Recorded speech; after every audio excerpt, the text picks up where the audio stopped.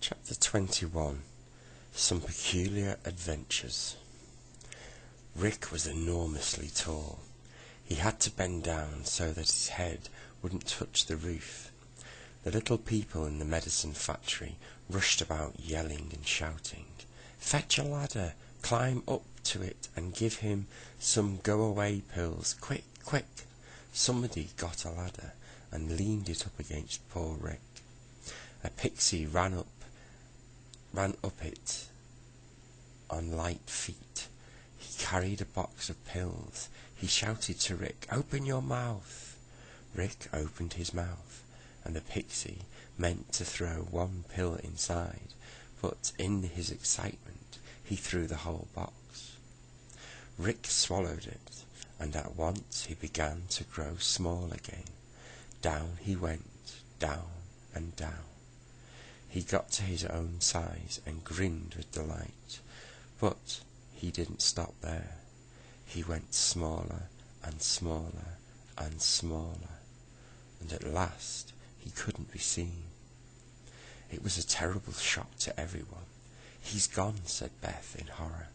"He's so small that he can't be seen. Rick, Rick, where are you?"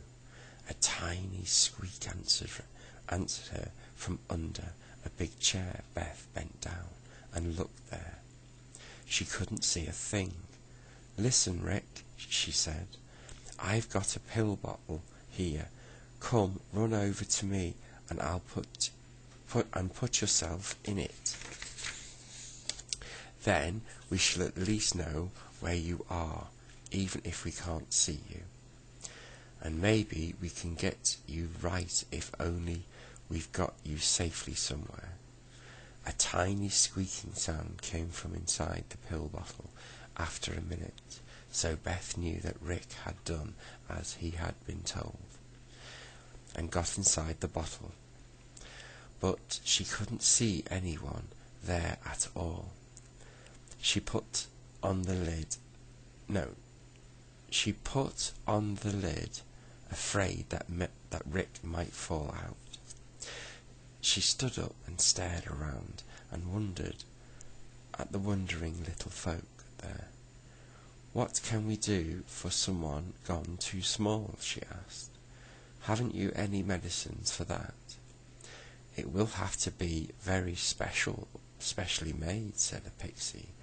"We can't give him the grow fast mixture because he's really too small for that. We'll have to prepare a special little batch of powerful medicine, and get him to go into it. Then maybe he will grow back to his own size. But he shouldn't have meddled with our magic medicine. It's dangerous." "Rick's so silly," said Joe. "He always seems to get himself and other people into trouble. I do hope you can make him right again. I wouldn't want him to live in a pill bottle all his life." "We'll do our best to get him right," said the little folk, and they began to shout there, and they began to shout here and there, calling for the most peculiar things to make a batch for Rick. The whisks of a mouse tail," cried one. "A sneeze from a frog," cried another. "The breath of a summer wind," cried a third. And as the children watched, small goblins came running with little boxes and tins. "What peculiar things their medicines are made of," said Joe. "Well, let's leave them to it, shall we? I'd like to wander around this big factory a bit more. Come on, Saucepan Man." Saucepan was very deaf because there was such noise going on all the time. Fire was sizzling under big pots. Medicines were being poured into bottles with gurgles and splashes. Pans were being stirred with clatters. Saucepan couldn't hear a word that was said, and it was because of that he made his great mistake. He stopped by a goblin who was pouring a beautiful blue liquid into a little jar. It shone so brightly that it caught Saucepan Man's eye at once. "That's lovely," he said to the goblin. "What's it for?" "To make a nose grow," said the goblin. "To make a rose grow," said Saucepan in delight. "Oh, I'd like some of that. If I had that, I could make roses grow on the faraway tree all round Mr. What's-his-name's branch. He would like that." "I said to make a nose grow," said the goblin. "I heard you first time," said the Saucepan Man. It would be lovely to be able to grow roses. Do I have to drink it?" "Yes, if you want your nose to grow," said the goblin, looking at Saucepan Man's nose. Saucepan kept on hearing him wrong. He felt quite certain that the beautiful medicine was to make roses grow. He thought that if he drank it, he would be able to make roses grow anywhere. That would be marvellous. So he took a jar of the medicine and drank it all up before the goblin could stop him. "Now I'll make roses grow out of my kettles and pans," said the Saucepan Man, pleased. "Grow roses, grow, grow, roses grow." But they didn't grow, of course. It was his poor old nose that grew. It suddenly shot out, long and pink, and Saucepan Man stared at it in surprise. The others looked at him in amazement. "Saucepan Man, what has happened to your nose?" cried Joe. "It's as big as an elephant's trunk." "He would drink it," said the goblin, in dismay, showing the children the empty jar. "I told him that it would make his nose grow, but he kept saying that he wanted to grow roses, not noses. He's quite mad." "No, he's just a bit deaf," said Joe. "Oh, poor old Saucepan Man. He'll have to tie his nose around his waist soon. It's down to his feet already." "I can cure it," said the goblin with a grin. "I've got a disappearing medicine. I'll just rub it on his nose and it will disappear back to its right size. I think you ought to watch him a bit if he goes about hearing things all the wrong. Goodness knows what might happen to him next." Saucepan Man was crying tears that rolled down his funny long nose. The goblin took a box of blue ointment and began to rub it on the end of Saucepan's nose with it. It disappeared as soon as the ointment touched it.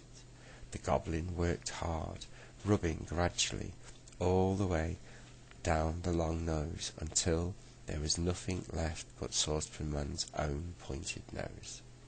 Then he stopped rubbing. "Cheer up," he said. "It's gone, and only your own nose is left. My, you did look peculiar.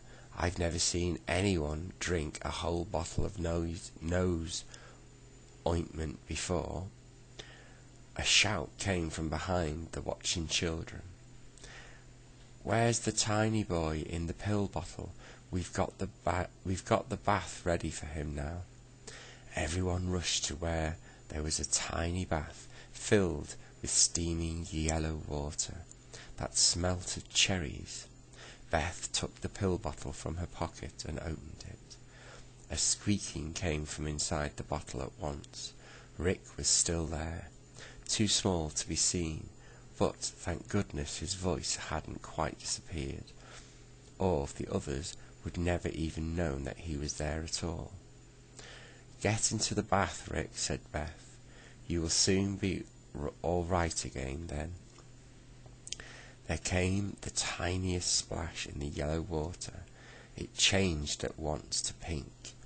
A squeaking came from the bath, and bubbles rose to the surface. Then, suddenly, the children could see Rick. At first, it was a tiny, misty and cloudy. Then, gradually, the mist thickened, and then took the shape of a very, very small boy. "He's coming back, cried Joe. "Look, he's getting bigger." As Rick grew bigger, the bath grew too. It was most astonishing to watch. Soon the bath was as big as an ordinary bath, and there stood Rick in it, his own size again, his clothes soaked with pink water. He grinned at them through the steam. "Just the same old cheerful Rick," said Beth gladly. "Oh, Rick, you gave us such a fright." "Step out of the bath quick," cried the pixie nearby. You're ready to be dried. Rick jumped out of the bath just in time too, for it suddenly folded itself up, grew a pair of wings, and disappeared out of the big window nearby. "Dry him," cried the pixie, and threw some strange towels to the children and Moonface. They seemed to be alive and were very warm. They rubbed themselves all over Rick, squeezing his clothes, and they rubbed until in a few minutes he was perfectly dry, but his clothes were rather curiously pink in colour. "That can't be helped," said the pixie. "That always happens.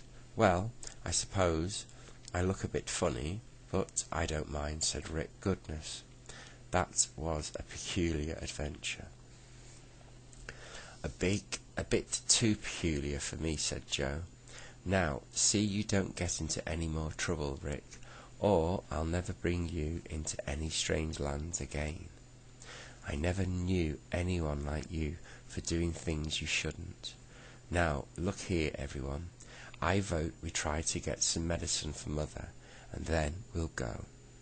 Franny is waiting patiently for us to get back, so I really think we'd better go before Rick or the Saucepan Man do anything else funny again." "What medicines do you want?" asked the Goblin kindly. "What is wrong with your mother?" "Well, we really don't know," said Rick. "She just lies in bed and looks white and weak, and she worries dreadfully about everything." "Oh, well, I should just take a bottle of get-well medicine," said the Goblin. "That will be just the thing." "It sounds fine," said Joe. The Goblin poured a bottle of yellow liquid into a big bottle and gave it to Joe. He put it carefully in his pocket. "Thank you," he said. "Now come along, everyone, we're going." "Oh, Joe, there's a medicine here for making teeth pearly," said Saucepan Man, pulling at Joe's arm. "Just let me take some." "Saucepan, that's for making hair curly," said Joe. "You've heard wrong again. Don't try it. Do you want curls growing down your feet? Now, take my arm and don't let go until we're safely back to the tree. If I don't look after you, you'll have a nose like an elephant, curly hair down to your toes, and goodness knows what else." They were not far from the hole in the cloud, and they were soon climbing down the ladder, leaving behind them the strange land of magic medicines. Joe was very careful of the bottle in his pocket.